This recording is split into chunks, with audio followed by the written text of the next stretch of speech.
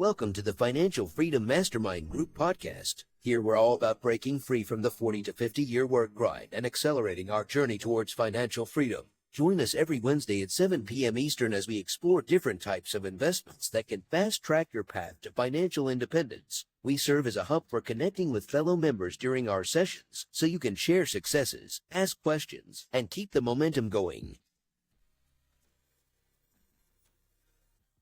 Good morning, everyone. This is Niyi Adewole, host of the Akaba Home Financial Freedom Mastermind Group, and I'm excited to be joining you midway through July as we are continuing to move into the second half of 2024.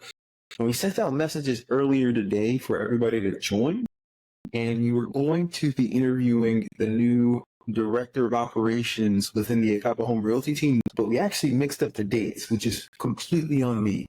Today, he's actually celebrating his anniversary. Shout out to Nas and congrats to him. We're going to be interviewing him next week and kind of kicking it off there. So we're going to shift today into an open session. So any questions that you have, anything you want to talk about, feel free to hop in. Feel free to throw some messages in the chat, and we'll make it happen from there. And I'll pause for any questions. In other news, while we wait for others to join, and again, for those that recently joined, this is going to be an open session. We actually messed up the date for when we're going to be interviewing the new director of operations with the Akaba Home Realty team. So that's going to actually take place next week. But you may notice that I'm filming from a new location. So we canceled the last two meetings because I was in the middle of a move, right? And thankfully that move is over. There's still a couple of boxes to be unpacked. But I'm now in a new location. I don't have the map or everything behind me, but I do have it in close proximity, as well as the sign that are behind me as well. So excited to be in the new location, excited to kick off the second half of this year with a bang, and I hope that you are too. And again, for those that are just joining, this was going to be an interview with one of our team members, but that got shifted to next week because today is his anniversary. And so this is an open session, so feel free to throw any questions in the chat or to join live, and we'll make it happen from there. Hello. Liban, how you doing? I'm doing good. How are you doing? Super good, man. Super good. Reporting from a new location. I see. We are both having some upgrades. But directly behind me. Now I got it to my left. Nice. Yeah, a little change of scenery now. It's going to take a minute to get used to, but hey, we're both making upgrades. Yours so more than mine. We changed internet. Nice. We are now with AT&T. So hopefully, this is going to be a nice little test run. Hopefully nothing crashes. Hey, I'm hoping they got that fiber optic cable hooked directly to your computer, man. Not even to the house. I hope so. Yeah, exactly. It needs it at this point. But no, it's been a minute since we caught up. I know the past two sessions have been canceled. I mentioned it a little bit earlier, but I was in mid-move into this new location.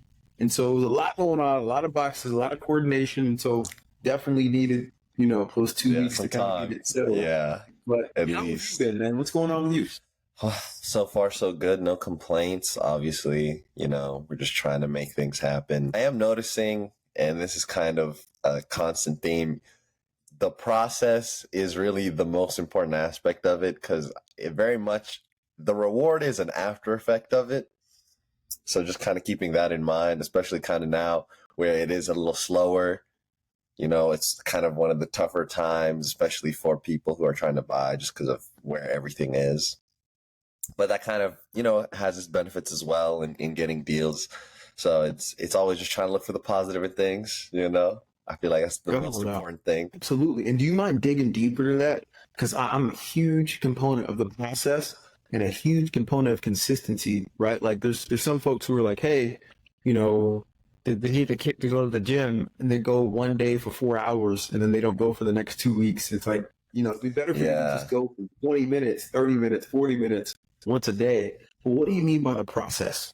I mean, more so, and I think the baseline of it is you are an after effect of your habits. Like, I really try to think of myself not as, and this kind of sounds very odd, but not as a person, but as a set of I'm kind of like a video game character, right? And in the same way, hey, when you're playing a video game, you have to do certain things to level up certain skill sets. And the kind of process of it is hey, I know if I do these things, X will happen. It's just a matter of how long I have to do them for, right? And of course, as you do things, it kind of gets easier and easier, and you kind of develop a process in that way. In the same way, in a video game, you kind of, when you're grinding through the levels, it gets easier and easier, and you get upgrades throughout the process to make things easier. So that's kind of helpful to me, just in general, especially during tougher times where I'm just like, hey, you know, we're just going through it right now. It's a process. You know, we're going to get there. I think you're spot on. And I love the analogy because it makes a lot of sense. It's literally,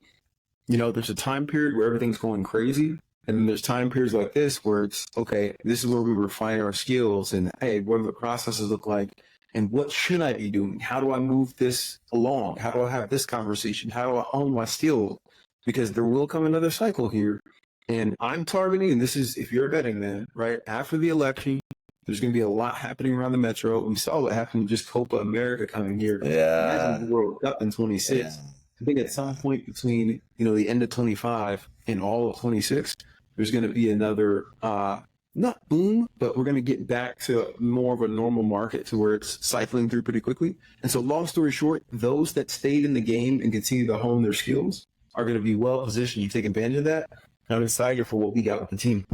Yeah, and additionally, too, one thing I think to note is just like kind of, you're a perfect example because you just moved. Hey, you know, that first step, it's a little uncomfortable. We're going to do a lot of upfront work for the first 2 weeks. Like you just said, we're doing a lot.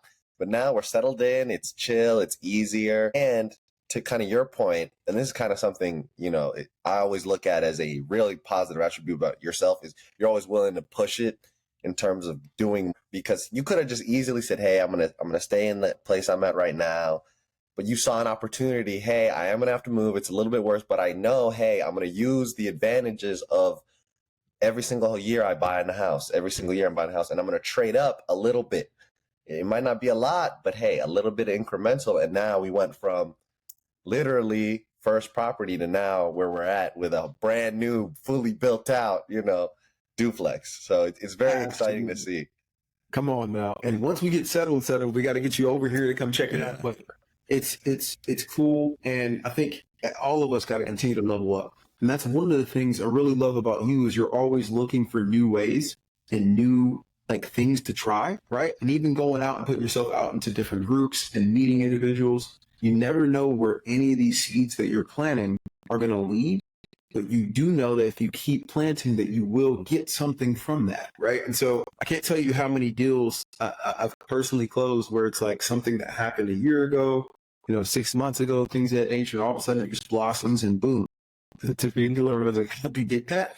And so I get excited when I'll see you trying new things, especially what we talked about earlier this week. No, 100%, 100%. To kind of note on kind of the stuff that's happening, kind of wanted to ask you, what are you most excited for development wise that Atlanta's planning on doing? Man, so for me, right, and it has to do probably because I just moved here, things of that nature, but the Beltline, like a lot of revolves around that. And when you look at what they're essentially doing, the East Side Beltline is a scarce resource. Like if you want to buy something on the East Side Beltline, you'd be hard pressed to find something below 7 figures, right? Unless you're getting a small bungalow that's like a 2-bedroom or something of that nature. Those you can get for like $600K. But if you want like a full-fledged house, it's going to be close to that million range, maybe more. And so when I look at that, and then I look at the west side and the south side that they're completing now, and all the businesses that are getting built up along those, that is going to essentially become the central park of Atlanta, right? Except a lot bigger. And so I get excited about that development. The fact that the mayor committed to have that done before 2026, that's the piece I'm most excited about. What about you, man? I know you've been paying attention to a lot of places. What's top of Well, I gotta say, my thing I'm most excited for is Spaghetti Junction. How much they're expecting? No, I'm lying. I'm lying. I'm actually, I would say more so what they're kind of doing on the outside of Atlanta. So, for instance, up in like Suwanee coming area, you know, my aunt lives up there, so I'll drive up there from time to time, and I go to see where I used to go. And now I'm dropping off my cousins to do stuff, and I'm like, oh my God, there's all these houses. You know, they've recently done a development kind of like Avalon called the Halcyon. I don't know if you've ever been to it or heard of it. No. It's off exit 1312. It's exactly like Avalon. It's huge. They got the exact same layout, design, kind of a walkable shopping area with, everything. Literally copy paste of Avalon. And I think they're going to keep doing that all across the area. So kind of the outside, Gwinnett too, what they're doing there is kind of insane, because I'm more so excited for the outskirts growth, because we know, hey, Atlanta, major city, is going to boom, but there's those smaller pockets that are kind of not so much seen as, hey, this is going to transform, but they have so much. And that's, I think, one of the reasons why Suwanee and those areas up north are so rapidly being developed, is just because the amount of land. And honestly, you just hit on something, right? That is an unfair advantage for those investors that live in Atlanta or in the metro in general. Everybody hears the headline. We hear about the Miamis of the world. We hear about, Houston, Texas. We hear about Atlanta, Georgia, and the North Carolinas of the world. But if you go to that secondary market, right, the Suwanees of the world, the Snellvilles of the world, the Mariettas, where it's just one step outside, you're still able to capture a portion of that appreciation, but you're getting ahead of some of the out-of-town investors. The people from out of state, all they are focused on is like, hey, how can I get close to the metro, downtown, things of that nature? Because that's what they hear about. But if you actually live here, you understand, like, hey, if I take a step outside of that, I'm close enough to be able to benefit from proximity, but I can get it for a little cheaper, to where the numbers may work out better. And so I'm looking in those markets for deals, especially, you've seen how much we've done in Decatur and surrounding areas, so it's good. Yeah, 100%. On a side note, I haven't done an update on the storage in a while, but we recently contracted with this person who does Google SEO so that we can really maximize this summer. We just started doing that maybe about a week ago, and the calls have been picking up, so it's been awesome to see kind of that piece go. Right now, we are still below 50% occupancy. We're steadily ramping up, right? I think we have anywhere from 50 or so units filled out of 220. So we need to get. So are you having an average? Is your month over month increasing? Amount of people signing up every month increasing? It's still early to tell. It's still too early to tell. I think it's pretty consistent. It's been pretty consistent, but now over the last week, we signed 4 or 5 people, which is so there's been a noticeable change after the signing of them to do the SEO stuff. Oh, nice. Their Google search and started, the phone started ringing a bit more, which is awesome. And the goal is to, by the end of the summer, get you 50% occupied, because that means that it's covering the note. Yeah. Right now, it's not coming out of pocket, right? Yeah. Once it hits 50% occupied, that's enough to cover the note. Then the other 50% is where we start to ramp it up. What we have done, though, is we took the advice of, I think I heard it on a podcast or something like that, but we took the advice from somebody who's much more experienced in the self-storage space. And essentially, these big conglomerates that buy all these self-storages, what they do is they offer ridiculous rates initially. Hey, $1 to move in, half off, all that stuff. Yeah. Because they know once somebody moves all their stuff in, it's very hard to move it out. So main thing is getting your occupancy up, getting it to 80% or so, and then you start to take your price back. And so what we did is we did a construction discount along with the launch of the Google Ads. And the construction discount is 50% off until September. And so people are like, wow, that's amazing. But September, it's going to cut right back to the normal rate, and we'll see. But it's working so far. Nice. Yeah, that makes sense, especially because and that's so important, and kind of not a lot of people talk about, is knowing kind of your margin, what you can play around with, because you're saying, hey, at the end of the day, I'm in the long-term game. So my upfront really doesn't matter. I'd rather keep on the back end somebody in because I get them in longer. Because to your point, I had a storage unit, and the only reason I'm moving right now is because they recently raised it a 3rd time, and now I'm sick of it. It took 3 times of them raising the price, and it's only because it's been in the last year. So I'm like, hey, I called, I found one significantly cheaper. They're, giving me a deal now. So I'm like, okay, I'll do it. So to that point, I'm a perfect example of somebody that would very much switch in that moment, because that very thing happened to me. Yeah. And it's in this game, it's all about that occupancy, right? It's, hey, how many are occupied? And once you get to a certain threshold, now you can raise the price and bring it to market rate. Right now, we want to take any and all people, right? And the cool thing about self-storage is you're less picky, right? Because you're getting automatic payments and you have like gates that lock if people don't pay and things of that nature. So it's a lot less screening, we'll call it, than if you had to, hey, I need to fill an apartment building with tenant. Yeah. Screen, because there's tenant rights and all this stuff. Yeah. Self-storage, literally, you don't pay, 14 days later, we're cutting that lock. And it's going to be auction wars or storage wars. And I heard too, especially now, the amount of fraudulent information people are receiving from tenants in general has increased, which is, you got to really do your due diligence. Make sure you're using a service that's reputable in terms of like for the background check and stuff. Because, yeah, I've seen people. I knew a woman actually who, back when I was a server, she lived in Alpharetta. She bought a house. She was a server. And the reason she was able to afford the home is because she claimed to own a mechanic business. But because rates were so cheap at the time, because she bought it in the middle of COVID, rates were so cheap, her monthly payment, she could actually afford it with the server income with her and her family and everyone else. So she just fronted as though she owned this business, qualified, and now she lives in Alpharetta. And that's incredible for her. Yeah, that's incredible for her. Don't do that, though, guys. Yeah, exactly. And it's actually very interesting. 30310 had the largest mortgage fraud in the state of Georgia. Yeah. Actually, Atlanta apparently was really bad for mortgage fraud. I forgot the number. We were definitely in the top 10, which was very shocking. We're in the top 10 for a lot of things. Yeah, that's true. But one of the things that you mentioned, which is so true, is just that tenant fraud. I was actually talking to somebody earlier this week who was going through that. It was on Sunday. I talked to them. They had a tenant that basically didn't pay for 6 months, and they're just now able to get him out because they kept having to go back to court. Things kept getting appealed and just dragged out for a long time. And the way the tenant did it was this person had listed their house for rent, and it had gone 2 months without getting it rented. And so they were eager to get somebody in. And so when somebody filled out the application, they didn't go through the stringent process that you should when you're looking to rent your investment to somebody. There's a saying that Brandon Turner used to say when he was on Bigger Pockets, that it's better to have your unit vacant than to have a bad tenant. And it's 100% true, because a bad tenant can mess up the unit. Now you got a unit that's a turnover when they're out. They can, not pay, run up bills to where those bills then transfer to you. There's a lot of things that can go wrong when you have a bad tenant. So it's much better to be patient and or to maybe reduce price and get more people in and be able to select the tenant that you want and then work from there. Yeah, that's very important, is picking your own tenant. 100%. 100%.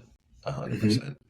Yeah. Additionally, too, I was going to ask to kind of piggyback off of the tenant screening piece. I know because, New York, we've seen a lot of the news stories and in general squatters and kind of the situations in general dealing with squatters. Thankfully, I know here in Georgia, it's a lot easier, but still the process I heard is very difficult.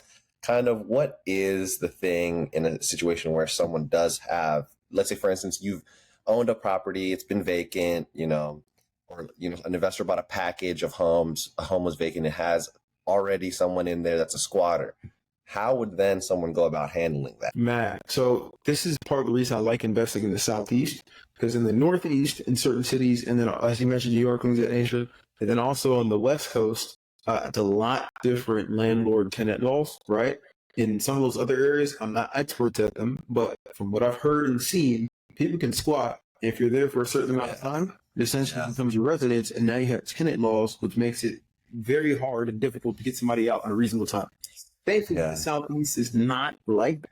And so I can tell you, I've actually dealt with squatters in some of the homes that I used to own and move. Like, legit, if I look back through my emails of property management, there was one instance I remember very clearly where they're like, yeah, man, there's maybe squatters. There are maybe squatters.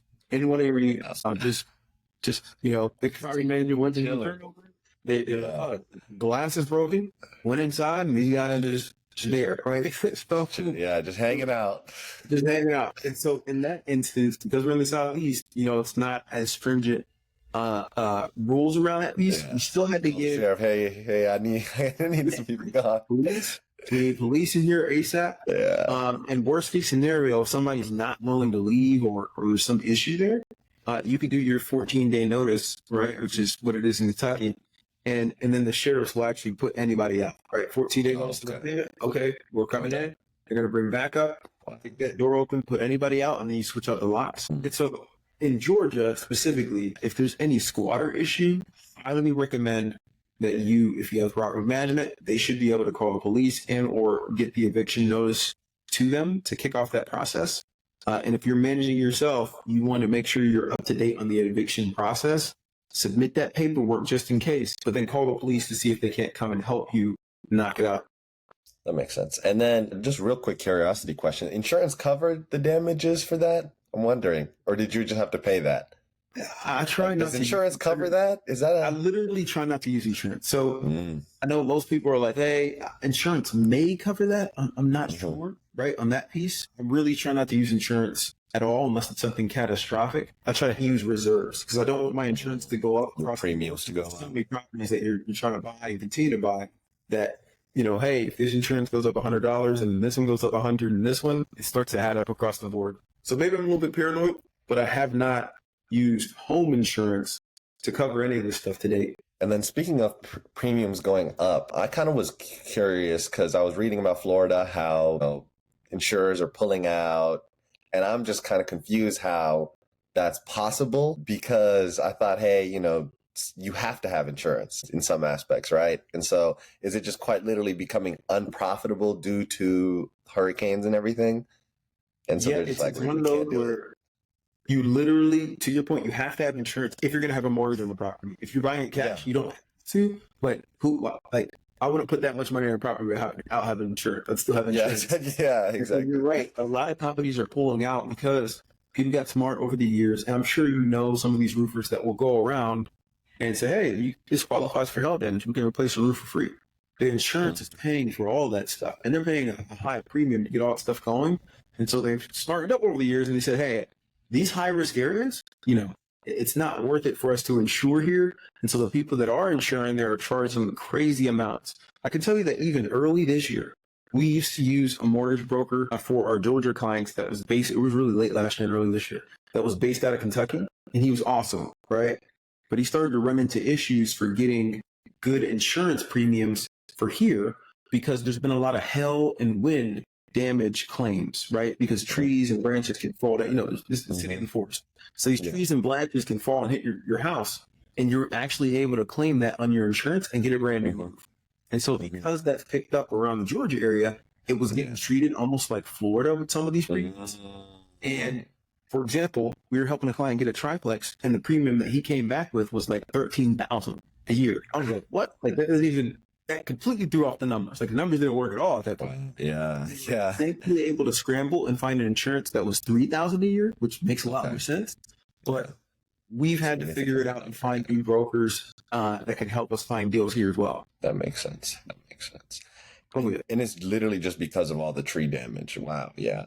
Because so many claims. Insurance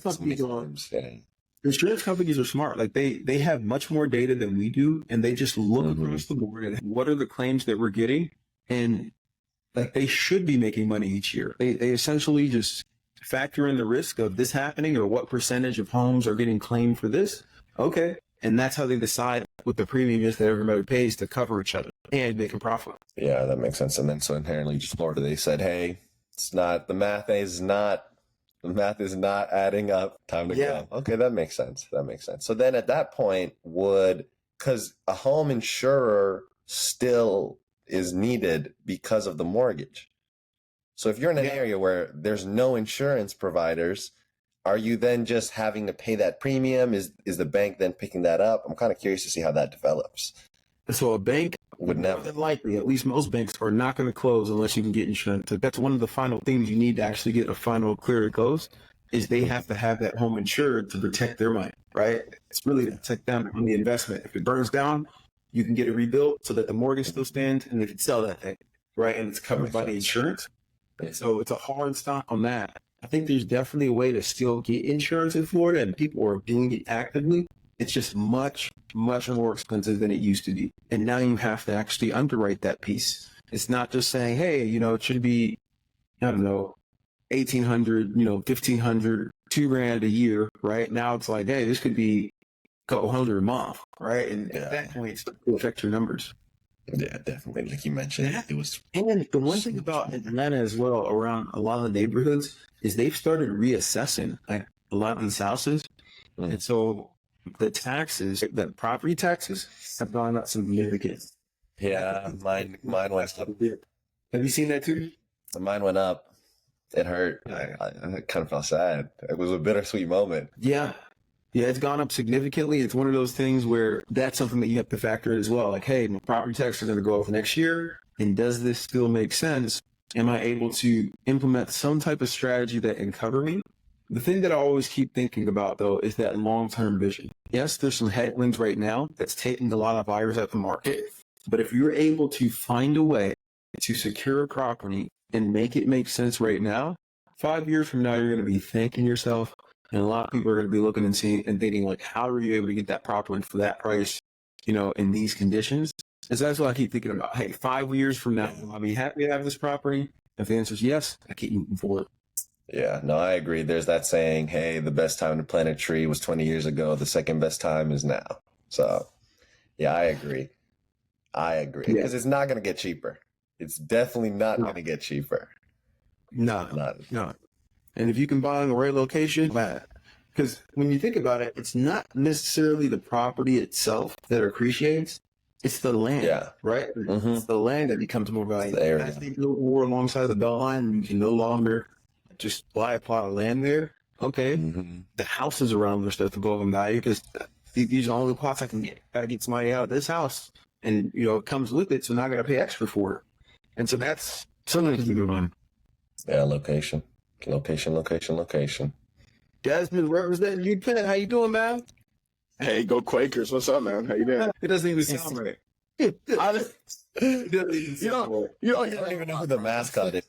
The Quakers. The Quakers, like the old, like the Franklin. Benjamin Franklin. We have The Oats. The Quaker Oats guy. Yeah. big deal in Philadelphia. Tell you what. Half the city is named after Benjamin Franklin. This is true. I've been. This is true. I don't know, but He's everywhere. But Desmond, how you been? I've been great, man. I've been great. I just finished up with an electrician here in my house not too long ago, getting some work done, now that like things are kind of at a smooth point and I'm not like running around like a chicken with my head cut off like 24/7 trying to like, oh, something went out or like, oh, we need to, get this ready for whatever. So I feel like I'm kind of at a point where things are kind of stable and, for the most part, kind of running themselves with me as like the oversight. So now I'm finally at a point where I can start to kind of focus on my place and also myself and, my health and all of that, right? Which can kind of get ignored as we get into this grind. Niyi has a poster right above him talking about grind, right? So as we get into that, right, you can start to it can be easy, I should say, to lose sight of, your own routine or what you have going on personally. So that's kind of what I've been doing lately. So got some new ceiling fans installed, some nice like 3-blade modern ceiling fan. And I just realized too, it kind of sucks. I think I'm going to change them out. They're not smart ceiling fans. So, and this kind of goes to having a plan, right? In anything, but definitely in remodel. So when I first got into this work or into, kind of what we're doing in my place, it first started with me just getting a washer and dryer. And that's like, you guys have no idea. You guys actually do have an idea because you understand my laundromat woes. So I use the laundromat a lot. And it's funny because this past time I was there, it was like last week, and like the day before my washer and dryer had just gotten delivered. I was like, man, like this sucks. This sucks. So super excited to be getting that. And then that has kind of turned into, oh, well, we got the ceiling cut open, I might as well put a new light in. And that always turns into, now I've got like 3 new lights. I've got 2 new ceiling fans. I'm changing my shower. And I've been fortunate enough to have who has become kind of like a mentor for me, this guy down the street who bought a 6-unit in my neighborhood. And like the first day he bought it, I walked up to him like, hey, just really trying to ask him a question about the building. So You walked up to him and told him about all this block. There can only be one sheriff in this town. Listen. This is my street. So keep doing what it is. I want to let you know. No, but I walked up to him, just like asking about the building, like, thinking he's like one of the maintenance guys. Because, I feel like as an owner, when you do a lot of the work, that's how you can kind of dress, especially around your property. He's like, no, I actually just bought the building. I'm like, oh, wow. Right. So we get to talking and whatnot. And fast forward, he's like helping me kind of do some of the remodel in my place, since he's doing a complete gut and renovation in his 6 unit down the street. And like, it's completely flipping it, making it ultra modern, taking the rents from like what were probably like 1,100, maybe 1,200 at best, up to like 16, 17, maybe 18. Yeah, that's significant. Pretty good, the work he's done. Yeah, I mean, he's completely flipped the place. So it's like he's got granite countertops, he's got like a stone wall with fireplaces, he's got flat screens. I mean, it's nice. Like he's completely transformed the look and feel of the building. It once was, and you might remember, he's been on this block. So it was the white and brown building. I think went up for sale like shortly after. Looking at that, we looked. Yeah, it's looked at, but it wouldn't make sense because you can't house like that because it's too many units. Something like that.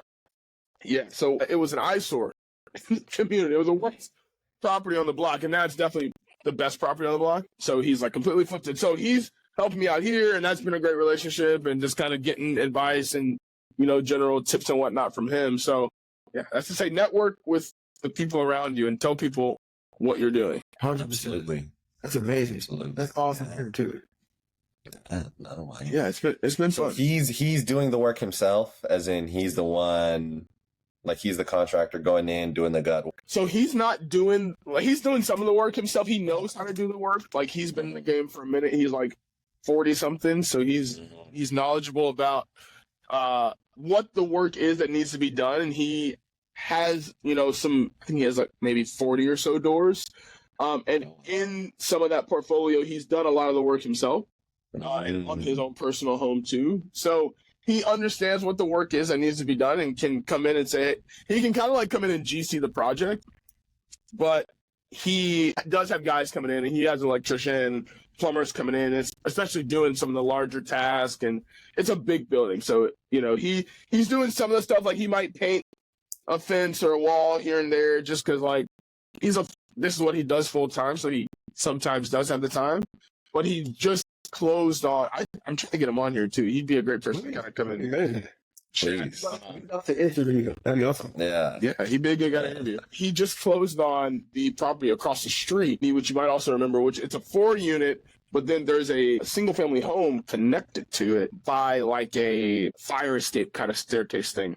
So he just closed on that one as well. He's going to flip that one too. And he's going to paint it the same color. So he's trying to make like a little community. He might even put like a fence up around just the whole surrounding perimeter, so it's like a little community thing. Honestly, this is like a testament to one, focusing on an area and becoming an expert on it. Like the fact that you own, X number of units in that same area, and you've been making connections with just about all the other owners, like that's incredible. And it can lead to some major wins down the road that we don't even know yet, right? Like it's like more and more, I think we got to talk about this, the networking piece, the fact that when you stay in the game and stay consistent, you can really build out a portfolio with not a whole heck of a lot of changes. Yes, it's going to be uncomfortable once you first get it, getting it up and running, getting to a point where it can kind of run itself and be smooth, but it's heck of a lot worth it. Right. Absolutely. I totally agree. And I feel like even just on this block and like the surrounding blocks, I've met so many people, doing, different things. And it's led to the guy who does my grass now, like the work that's been done in my house right now, like the electrician, I got from Niyi. So like, I think most of the work I've gotten done, and especially I think some of the best work I've gotten done has come from referrals or word of mouth. And I feel like I'm getting more hit over the head or more screwed over when I call like the big name companies, or I'm flipping through the yellow pages, right, trying to find someone. I feel like that's when it can feel the toughest and when you can feel like the most alone. Agreed. 100% agree. You always want to try to go on recommendations in this world.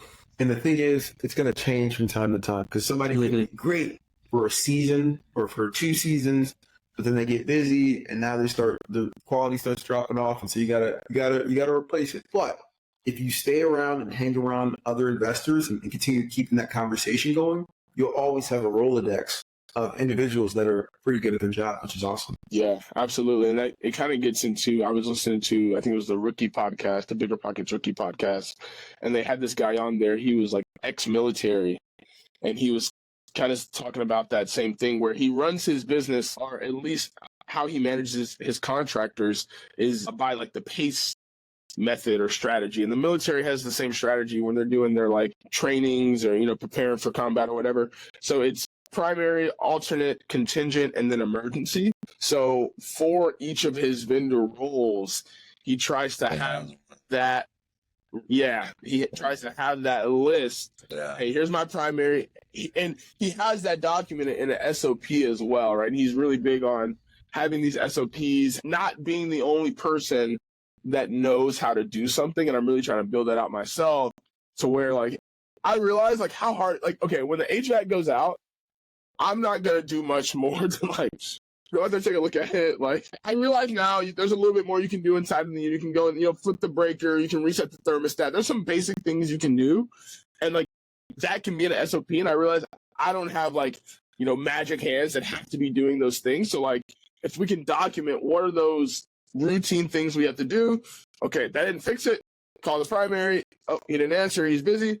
Alternate, and then so on and so forth. So I'm really trying to kind of follow that. And that was a really good episode. I don't know the episode number off the top of my head, but if you go look through the Rookie podcast, you'll find like he's a ex-military guy talking about all the military kind of strategies he uses. And it was a good one. And a quick question, I feel like, just for people in general, what is an SOP for people who might not? That's a good question. Yeah, it's a standards practice. You guys said that right? That'll work.